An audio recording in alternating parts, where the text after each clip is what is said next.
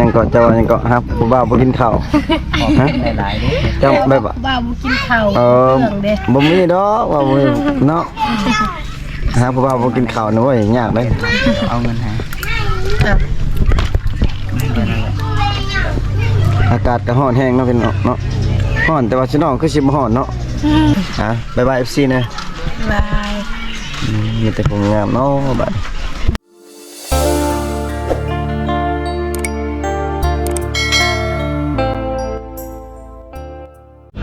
สบายดี FC พังลาวพังไทยนะพี่น้องเนาะยินดีต้อนรับ FC เข้าสู่ช่องบ่าวผู้ไทยบรรณาชาแนลคือเก่าเด้อพี่น้องเด้อมื้อนี้บ่าวผู้ไทยสิพา FC มาหาสาวอยู่ในเขตชนบทพี่น้องเนาะเพราะว่าทีมงานได้พาบ่าวผู้ไทยไปหาสาวอยู่ในเขตชนบทนะพี่น้องเนาะ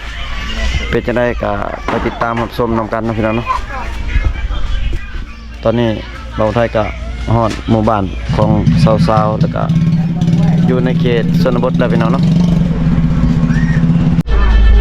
พี่น้องตอนนี้น้องสาวเพิ่นมาลงมาเลยนะหลายพี่น้องยังถามหมู่เพิ่นอีกคนหนึงนะถามแล้วตอนนี้น้องๆเพิ่นสิพามานั่งเล่นอยู่บนนั่นแหละสาวก็งามพี่น้องสาวชื่อหยังนี่ซะชื่อบุญตกเดี๋ยวสิขึ้นไปถามน้องอยู่ทางเตียงพี่น้องเพิ่งนี่เนาะเตียงอื่นสิขึ้นไปถามมันนะพี่น้องตอนนี้ก็มานั่งดินกับน้องๆแต่ว่ายังบ่ฮู้จักชื่อน้องบ่ได้ครั้งแรกที่บ่าวผู้ไทยฮักกะมาเนาะบ่ค่อยเนาะแม่นๆนี่ทีมงานมาพามาพี่น้องเอ้ยเจอบ่ฮู้ว่ามีผู้สาวอยู่บ้านนี่มีแต่ผู้งามพี่น้องเอ้ยเนาะมีแต่ผู้งามเห็นแต่บ่าวโกยเพิ่นมาถ่ายแล้วก็บ่าวผู้ไทยบ่ได้มาถ่ายนำเนาะขอตัวแบ่งก่อนสบายดีเนาะสบายดีน้องชื่อหยังนี่ชื่อพลอยเด้อน้องโสดบ่นี่โสดบ่นี่จักเปอร์เซ็นต์100%เลยอันนี้ได้สาน้องสบายดีน้องสวัสดีน้องหยังนี่น้องบุญเนาะนี่แต่บ่งามยังโสดอยู่บ่น้องโสดจักเปอร์เซ็นต์100%เลยสาวบ้านนี้มีแต่โสดบ่มีผู้บ่าวติบ่มีโอ้สาวอันนี้สบายดีเนาะสบายดีชื่อหยังนี่สาวสียังโสดอยู่บ่เนาะโสดซื้อทำได้กี่เปอร์เซ็นต์100%โอ้โหสุดยอดมากครับโอ้ยพี่น้องโสดเบิดพี่น้องสาวพลอยสาวบุญแล้วก็สาวซีโอ้ยังจื้อจำได้อยู่พี่น้องมีแต่ผู้งามพี่น้องก็น้องๆยังโสดเบิดพี่น้องมาคนใดก็จีบได้ถ้าว่ามักผู้ใดพี่น้อง FC ก็ทักหาได้พี่น้องเว้ยสาวมีแต่คนเพิ่งดาวแล้วพร้อมเปิดใจให้เบิดอยู่ที่นี่แม่พร้อมเปิดใจให้อยู่เนาะเปิดแต่น้อยจนใหญ่ยังบ่มีไผจีบเนาะบ่มีชาวบุญก็ยังบ่มีผู้จีบยังบ่มีเนาะสาวพลอยคือกันเนาะจิตใจมีแต่ชีวิตเท่านั้นแหละพี่น้องสาวบ้านนี้มีแต่มีผู้งามพี่น้องเว้ยจอมคนใดเนาะมักคนใดพี่น้องเว้ยมักผู้ใดแล้วเอารถนี่เก๋บ่เหมือนอันนั้นบางๆมีแต่ผู้งามพี่น้องชิน้องบ่ได้ออกสวนบ่มีไผออกสวนบ่มื้อนี้พักคนเสียบ้านคนตายบ้านคอยนะคนเสียแล้วพักบ่อยู่บ้านนี่บ่คนเสียนะทางใดทางพุ่นทางเดิมเอาเสียไปใส่หาเราเว้นคนเสียเนาะคนตายเนาะแต่ว่าผู้เฒ่าว่าผู้หนุ่มเอาสิคนคุยกันมาเราเสียหาบ่เห็นนะเป็นเด้อล่ะก็ปิ้งได้มาปิ้งนอนแล้วกันเชิญนอนกินข้าวบ่เลยบ่ยังบ่กินข้าวเนาะเด้อจะน้อยเฮ็ดกินเด้อเฮ็ดกินสู่ทีมงานช่วยกินเด้อพี่น้องน้องเพิ่นว่าสิครัวกินให้ทีมงานกินพี่น้องเอ้ยงามพี่น้องมีแต่คงงาม ได้บ่ ยิ่งจะถูกไหมเดี๋ยวเลอะน้องพ่อยใช่เฮือนน้องเฮือนนี่บ่อันน้องบุญนี่ซะเฮือนน้องนี่ซะแล้วเพิ่นบ่บ้านน้องนี่ซะอ๋ออยู่เทิง ไปนอนได้ อยู่ในโอ้คนละบ่อนเลยเนาะ คนใด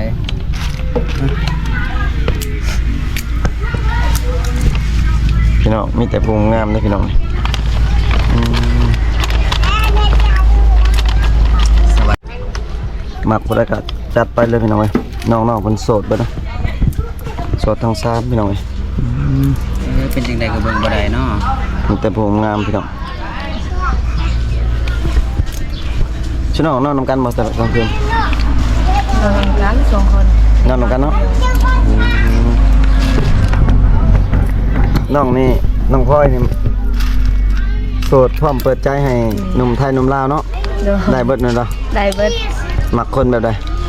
แบบใดก็ได้ แบบใดก็ได้เบิด แต่ว่าหน้าพิการก็ได้บ่ได้ โอ้ ดิ กับพิการล่ะ คือการกับเบ้าเนาะ เนาะ เอาแบบอัน บ่ได้เด้อมันต้องมีสเปคคนเฮาเนาะ เอาแบบมันครบเบิดเนาะอยู่ในห่างกายเขาเนาะแบบนั้นแหละเอาเนาะ เขาเพียงแต่เสาแรงใดเนาะ แม่น ให้นอนจะพลอย ไปกินข้าวไป บัดน้อง กินข้าวก็บ่ได้แล้วนะ น้องบุญได้ซะมักผู้บ่าวแบบใด แบบใดก็ได้ แบบใดก็ได้เอาแล้ว แบบไหนก็ดี แบบใดก็ได้เนาะอืมหนุ่มไทยหนุ่มลาวได้เบิดแม่นบ่เนาะ ได้ ได้เบิดเนาะ ครับบ่ทัน พี่น้อง ครับบ่ทันบ่ครับ สาวบุญนี่เคย จังไดดีเนาะ จีบเบาไทยอยู่บ่เคยลมเบาไทยอยู่บ่ ครับมันเลยบ่ บ่ ซัก เคย บ่เคยเนาะต้องสาวซีได้ซะ บ่เคย บ่เคยเนาะ หรือว่ามันเป็น ยังบ่เคยยังบ่มีใครเคยบ่เนาะพี่น้องเป็นกาเปิดใจให้หนุ่มไทยหนุ่มลาวพี่น้องพร้อมจีบพร้อม น่า คบ จะเป็น เนาะ ย้อนสัญญาณบ่แห้งแหละ สัญญาณก็บ่จังแห้งเลยสัญญาณบ่จังแห้งพี่น้องปลูกมันแล้วเบิดบ่ ยัง ยังบ่แล้วยังบ่ได้ปลูกครับ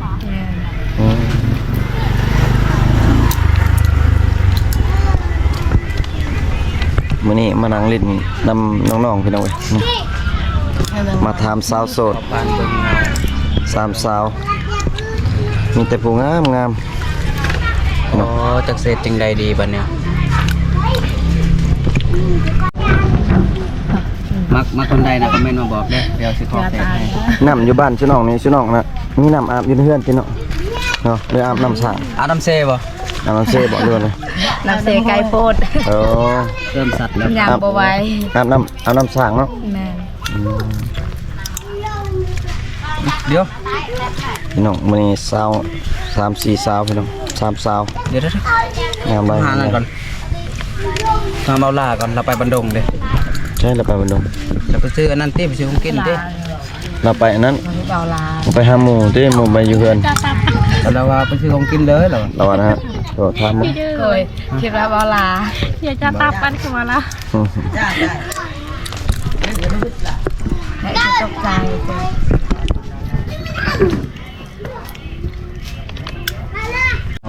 ต้องมาหลอกรูมอเยือ ไม่ยังเดี๋ยวสิกินไก่ยังไก่พันธุ์เนี่ย ไก่พันเนี่ยนะไก่นะ เดี๋ยวไก่ลาดไก่เขาเลี้ยงบ่นะ นี่บ่ นี่อยู่บันดงเยือนแม่เฒ่าเคยตาย มันดงแท็ก ไก่เลี้ยงหั่นละ ตายก่อนแล้ว ใครสิไปซื้อ ไก่พันธุ์มันบ่แซ่บนะ กับบ่แซ่บมันแล้ว กินไก่เลี้ยงนี่ก็ธรรมชาติที่บ้านเฮานี่ก็ ผู้สาวว่าอยาเข้าเลยเนาะเพราะว่าบ่ได้กินข้าวหลายมื้อแล้ว กินข้าวบ่แซ่บเพิ่นว่าใครใจดีก็ซื้อยาบำรุงให้หน่อยเด้อนี่แหละก็เว้านำนี่แหละอ๋อโสดคือเบ็ดไปจังได๋ก่อน โอ้โหใครอยากได้เสียทาบอกโคย บ่สิบอกก็บอกโลด ข้าวซีอ่ะ บ่จื้อแล้วแต่เนาะ ลืมเฟซตัว มัน เอง เกี่ยวเพชรเนาะ เดี๋ยวทักมาหาคอยก็ได้เดี๋ยวคอยสิส่งให้ก็ได้เนาะ บ่จือเพชรแล้วพุ่นน่ะชื่อน้องแต่ละคนนี่ลิ้นเพชรเบิดเนาะ ขอบคุณครับ ลิ้นเพชรมันบ่สมบูรณ์กัน จั นะ งได๋ชัดเจนแล้วว่าบัดนี้ พี่น้องนี่ FC ท่านใดสนใจก็ อีกแล้วครับโอ้ยจักสิ มาหาบ่าวไทยพี่น้องแล้วก็สิ ให้ทีมงานเฮาอันนั้นเนาะพี่น้องโอ้มีแต่ผู้งามพี่น้องมีแต่ผู้จบผู้งามบ่ได้นี่พี่น้องเฮ็ดเวียกก็เก่งเนาะเก่งเบิดบ่พี่น้องเฮ็ดเวียก เก่ง ฮะเฮ็ดเวียกเฮ็ดงานเก่งเนาะแม่นพี่น้องอยู่ในเขตชนบทเฮานี่มีสู้เวียกสู้งานตลอดเนาะ แม่ แม่นต้องเก่งอยู่แล้วพี่น้องเอ้ยถ้าผู้ใดแบบมักแบบสู้งานสู้ เดียวสิ แดดสู้ฝนนี่โอเคเลยพี่น้อง ว่าผู้สาวงามผู้สาวผู้ว่าจัง ตากแดดตากฝนนี่ แต่ว่าตากเบิดมื้อก็บ่ได้เนาะตากชั่วคราวได้อยู่เนาะ ได้อยู่ ตากดนก็บ่ได้เด้อพี่น้องเอ้ย คนนี้เนาะ มันจะคงงามพี่น้องครั้งแรกที่เบาไทยได้มาพี่น้อง เป็นได้ครั้งแรกได้มานะ งาม งามบ่ งามหมดเลยอยากมาตลอดเลยก็แบบนี้ จะมาตลอดบ่โอ้มื้อนี้พาเบาผู้ไทยมาเบิ่งผู้สาวแถว สบายดีแล้ว ชนบทบ้านเฮาเนาะเพราะว่าส่วนหลายก็สิไปแต่เมืองนอกเนาะ แม่น สาวก็ได้ยอกได้ไปจนบ่อยากกลับพุ่นแหล้ว แม่นเขตอันไปแต่ว่าเขตแถวเมืองนองพี่น้องเว้ย แล้วนี่ถามมึงดูว่าเป็นจังได๋ครับ เขตชนเผ่าชนนองนี่กับชนเผ่ายังชนเผ่ายัง พอบ่ดีบ่ ตีบ่ มันก็บ่รู้เนาะ ตีเนาะชนเผ่าตี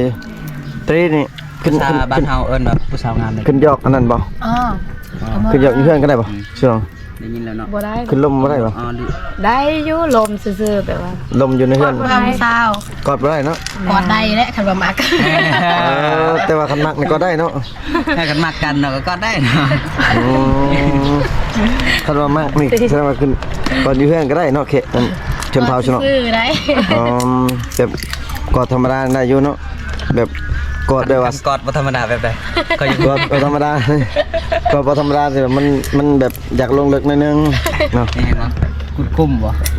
สงสัยอยู่กอดธรรมดานี่แสดงว่าแบบว่ากอดแบบว่าแสดงให้ฮู้ว่า ที่ เฮาฮักผู้บ่าวคนนั้นเนาะแม่นบ่แม่นบ่แม่นบ่ กอดกันก็มีแบบกอดธรรมดากอด ถ้าว่า บ่ธรรมดาเนาะ ถ้าว่าเฮากอดแบบน่าจะแม่นแบบเบาไทยว่านี่แหละ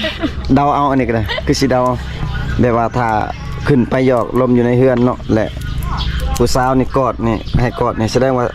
เข้ามาอยู่แล้วเนาะแม่นบ่น้องแม่นบ่ ผู้สาวบ้านนั่นแหละหน่อยเด้อ แต่ว่าเฮ็ดแนวอื่นบ่ได้เนาะ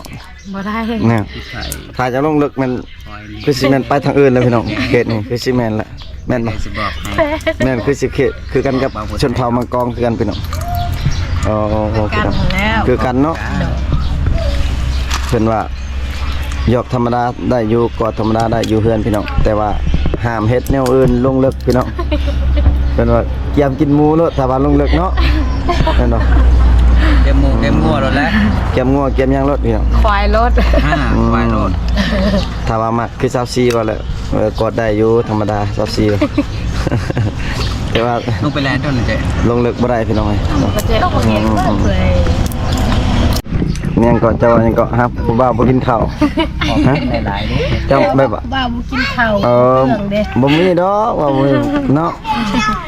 หาผู้บ่าวบ่กินข้าวนะเว้ยยากเด้ เอาเงินให้ อากาศก็ร้อนแฮงเนาะพี่น้องเนาะร้อนแต่ว่าสิน้องคือสิบ่ร้อนเนาะแต่ว่า ดูแต่ละคน แต่ว่าบ่าวไทยนี่คือสิร้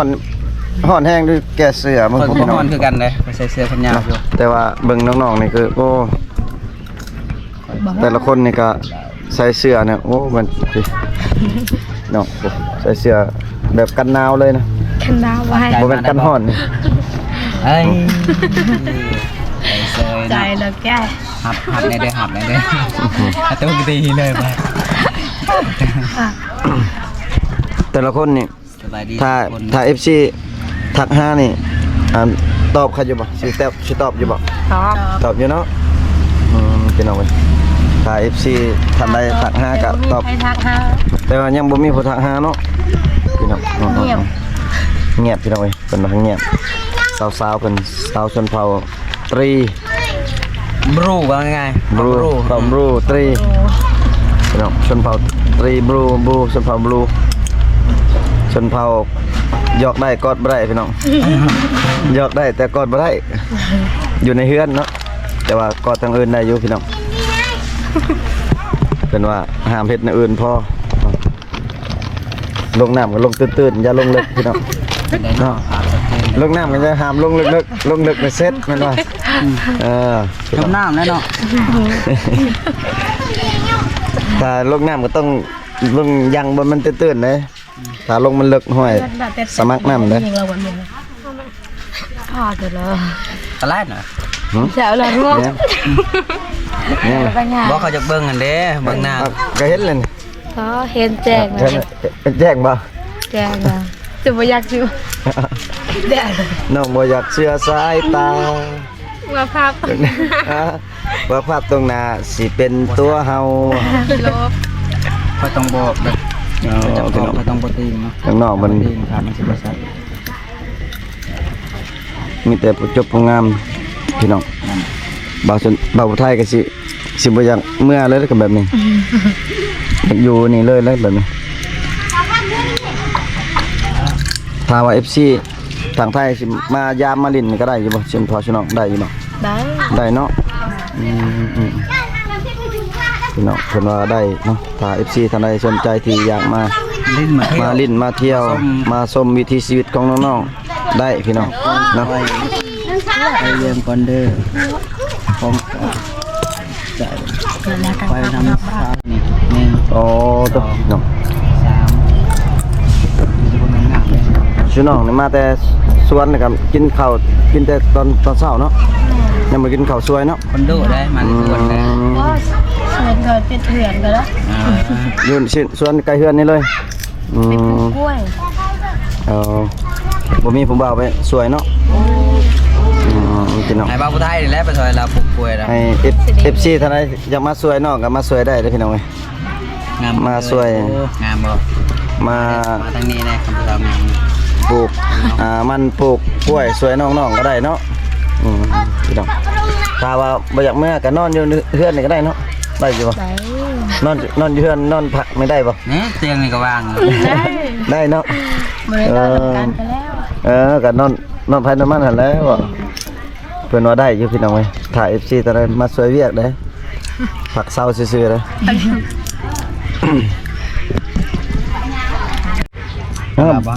บ่ลาบ่ครับบ่ลายังบ่ทันมาพี่น้องเพราะว่าบ่ลาเพิ่น แน่เราในที่เหตุประจำเจ้า ให้เพิ่นเอา ได้เบ็ด แนวกินมา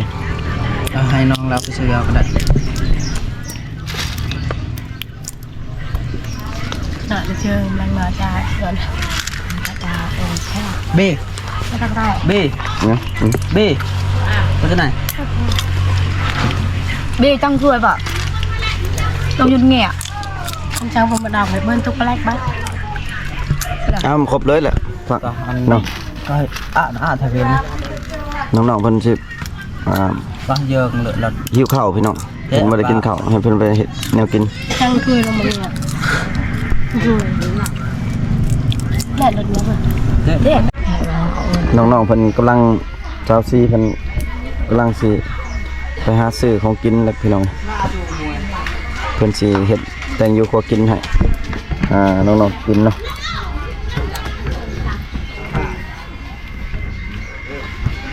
มีแต่ภูมิงามพี่น้อง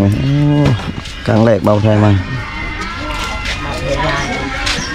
น้องนี่มีไอ้น้องจักคนน้องจักคนหลายคนมาอยู่เพิ่นจักคน บุ้งไม่ได้นับ บ่ได้นับเลยอ๋อหลายคนโหดแต่ว่าหลายเนาะผู้หญิงจักคน มี2 คน ผู้หญิง2การนำผู้ชายเบิด ผู้ชาย4 คน เป็น6คนแสดงว่าในเฮือนเป็น6คนพี่น้องเพิ่นหลายเติบพี่น้องครอบครัวของสาวบุญเนาะสาวปอยได้จักคน 4 คน 4คนเนาะ เลยผู้หญิง โอ้คู่เลยเนาะ1 2ชาย2 เสียแล้ว2 คน อ๋อเสีย2 เลย พี่น้องครอบครัวแต่ละคนก็มันบ่คือกันเนาะพี่น้องมันก็แตกต่างกันไปพี่น้องเอ้ยสาวบุญนี่นอนอยู่เฮือนเคยมีผู้บ่าวขึ้นมาลิ้นบ่ มี บ่มีบ่บ่เคยลงผู้บ่าวเนาะอยากมีผู้บ่าวอยู่บ่ ยังมีอยู่ อยากมีแต่บ่มีเนาะอยากมีแต่บ่มีFC ท่านใดที่เห็นที่นี่อยากจะทักหาน้องก็ทักได้พี่น้องเอ้ยเนาะทักทายหาได้ สาวพ่อยนี่มีผู้บ่าวมาเล่นบ่เนาะ บ่เคยมีอีกแต่ละคนว่าบ่มีพี่น้องโสดเบิดสิเพิ่นว่าพร้อมเปิดใจให้FC ถักคุยกับน้องๆได้พี่น้องบ่โกยมันเคยมาถ่ายพี่น้องตลอดบ่ ตลอด ตลอดสาบุญนี่เข้าบ่เคยถ่ายอยู่ เดินลงเถื่อ เดือนเทื่อโอ้ ได้เข้าดุดิ เรา พ่อนี่ดุ โอ้สาบุญนี่บ่ได้เข้าดุเนาะมีแต่ชื่อน้องเขาสาวพลอยสาวซีเห็นปะ แม่ สาวบุญนี่มันเป็นบ่ค่อยเข้ากล่องก็ได้นะพี่น้อง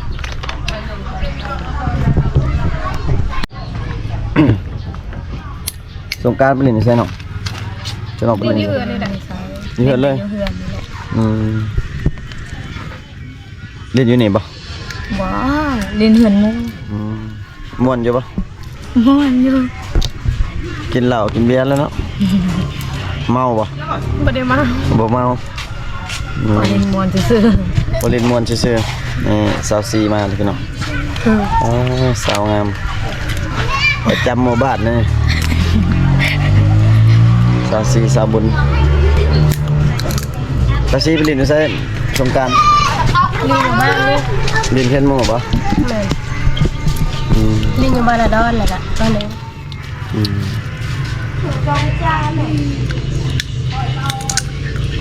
สงกรานต์ สงกรานต์ผ่านไป สงกรานต์ผ่านไปแต่มีหยังอีกมันแต่ใจบ่คือเก่าบ่นั่นแหละ มันเปลี่ยนเงินเบิดมันก็เปลี่ยนแบบนี้แหละ บ่ แต่เสิร์ฟไปได้ บ่หลายยังบ่มาอยู่เนาะดนเนาะบ่หลาไป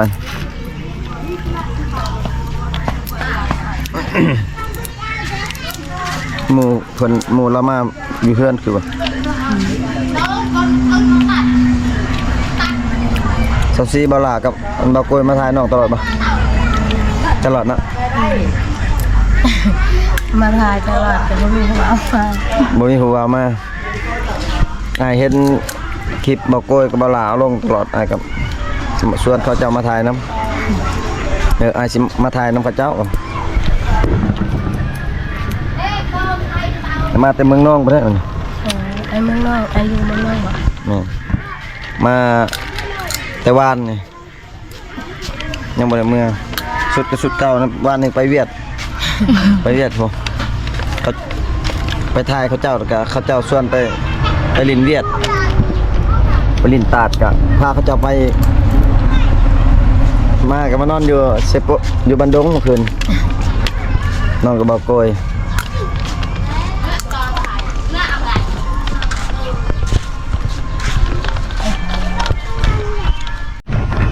มีน้ำเซอยู่บ่แถวชุนอง นี่ อยู่ไส มีบ้านอะไรคือ ไกลบ่ แม่บ่ใกล้ปานใด บ่ อยา ไกล กเอากะทอด เออ เข้าไปได้ได้นึงกะ เชยังนี่ เชียร์อย่างเดียว เชบันดงฮะ แม่น เชบันดงเชโปน ตึกหมด เชโปนมันไล่ลงสู่เชบังเฮียงเชโปนแหละนี่นำเชโปนหอยลายเลยปูปลาเนาะจะลองไปหาตลอดปะ มีเงินเหลือบ้านเมื่อวานนี่ไปซ้อนนะ บ่ได้ปะ ได้จังเลยนึง แบบเท่านี้มันบ่มีป่าหลายหนักเนี่ยเดี๋ยวไปกุ้ง เอากุ้งและแสบ นั่นแหละกุ้งน้อยกินดีแซ่บเนี่ย กินก้อยกุ้งและแสบเลยกินดิ เราเลือกเลยไม่มีผัก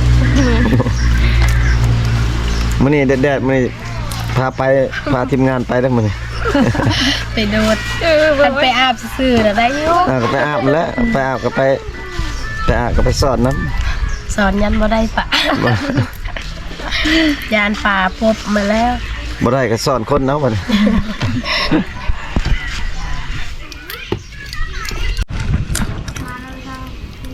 พี่น้องคลิปนี้ก็บ่มีหยังพี่น้องเบาไทยก็มาถามสถานะของน้องๆแล้วก็ถามข่าวๆน้องๆพี่น้องเพราะว่าเบาไทยก็หากนมาครั้งแรกพี่น้องมาเจอน้องๆก็โอ้ มีแต่ภูมิงามพี่น้องจนบ่อยากเมื่อพุ่นล่ะพี่น้อง